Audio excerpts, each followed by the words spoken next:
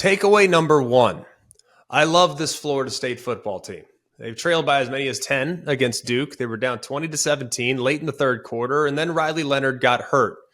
It, of course, changed the dynamic of the game. Florida State went on to score 21 unanswered, and it was very, very impressive, to say the least. This was their largest win while trailing entering the fourth quarter in the last 20 seasons, and now the Seminoles have a 99% chance of reaching the ACC championship game. That's all done by analytics. I can't explain it, but that's what they said, so I'm going to go with it.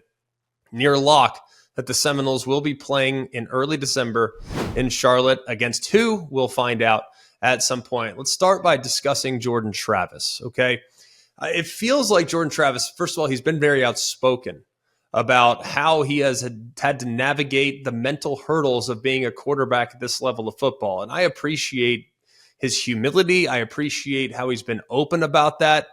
And the expectations on the outside for Jordan Travis are remarkable, but the expectations on the inside for him to be as good as humanly possible are also significant. So it does feel like at times, Jordan Travis definitely feels that pressure. Right? It feels like he is just trying to do, on occasion, just a little too much. And it feels like he presses at times. But my goodness, man, when he's at his best, he is terrific. If you look at how he played down the stretch, man, it was really impressive. The first half had the pick six on the deflected pass. You had a drop ball. It just didn't look very sharp there early on, but you fast forward into the fourth quarter when they had to have it. That's when he went on an absolute take over the game type of approach. The last two significant drives, including a 96-yard drive to give Florida State the lead. He was 9 of 11 for 90 yards and a score.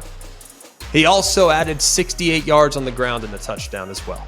So when Jordan Travis, when the switch gets flipped for him, he takes it to another level. And I love that that's in there. I would love to see it maybe over the course of a game. There are still moments in which they ebb and flow at the quarterback spot. Man, when he's on, he's on. And I appreciate very much how he's been able to battle and kind of weather the storm, but found a way to get it done against what I think is a really good defense for Duke. That's a solid group from top to bottom. They're very well coached. Their scheme is difficult. They do a lot of disguises, and they make life difficult on the opposing quarterback. He hung in there, he battled, and then even though things didn't go his way early, it would have been easy for things to spiral out of control. It was completely the opposite. He got better as the game went along, and when they had to have him, he was at his very best. The defense, on the other hand, they have now pitched 3 consecutive second-half shutouts on the defensive side. 3 games in a row that the opposing offense has yet to score on Adam Fuller's Florida State defense. It's been a month since the team scored against this defense in the second half.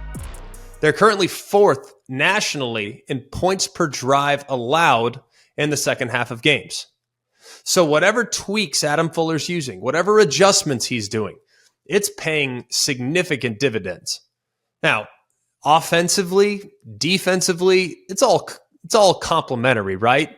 I mean, the defense, when they get a lead and the defense and those pass rushers can pin their ears back and start coming after the opposing quarterback, it sure makes life difficult on the opposing team when you got Jared Verse and Patrick Payton and everybody else knowing it's obvious throwing situations, knowing it's in come from behind situations. So it does help that the offense has gotten going as well to just apply more pressure. But the defense, man, after halftime has been stellar, at least in the last few weeks. Hopefully that can continue as the schedule gets a little bit more dicey down the stretch. And then the team overall, collectively, we have seen Florida State's A game multiple times this year. The problem is we have seldom seen it for a 60-minute game. That was again the case this past weekend. But you see, for instance, the second half against LSU. And you see it in moments over the last few games. The most complete game they've played to date was certainly against Syracuse, but they have a suffocating defense. They have an offense that's, I think, getting more physical as the week goes along. And now they have a quarterback that's starting to get to the point in which he can potentially play his best ball down the stretch. Now, Mike Norvell discussed it a little bit after the game. They don't have to be perfect. Doesn't necessarily mean they need to be perfect every week, but they are doing, I think, an adequate job of getting the most out of their players when they got to have it. And that is something that you can't necessarily always teach, but it is something they'll be able to lean on as they move forward throughout the regular season schedule. All right, they don't have to be perfect every day, every game, but do they have to be perfect on the season to make the playoffs with the other hits the ACC took this week? And if so, as a Seminole fan, who would be the one or two games? Which one are you concerned about more, versus Miami or at Florida? Well, at Florida will be tricky, but I think they have more firepower than the Florida Gators right now. I think they'll be good against the run against the Florida Gators. Miami, to me, is still a very dangerous team. Very dangerous team. And when you look at the ACC as a whole, granted, yes, there were some hits taken this past weekend, but I think Duke's still universally respected. They're in the top 20.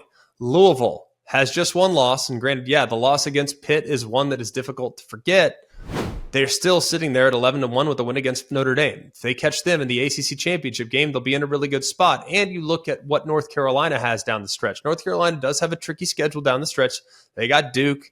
They have to go to Clemson. They have to go to NC State. But North Carolina, even though, and we'll talk about it in a minute, even though things didn't go their way last week, I can forgive one bad performance on the season. It's difficult that one performance came against who it came against, but if they're sitting there, Florida State at 11-1, 12-1 as winners of the ACC, I have a very difficult time anticipating them being left out of the college football playoff. I do. I think they're going to be in. Just given how the team has played, some of the wins, maybe the LSU game gets better. That could become a marquee win for them in time. Obviously, some of the wins they've already mounted to this point. So it's not their fault that Clemson didn't hold up their end of the bargain, but I'm looking more and more at the kind of the slate right now across college football.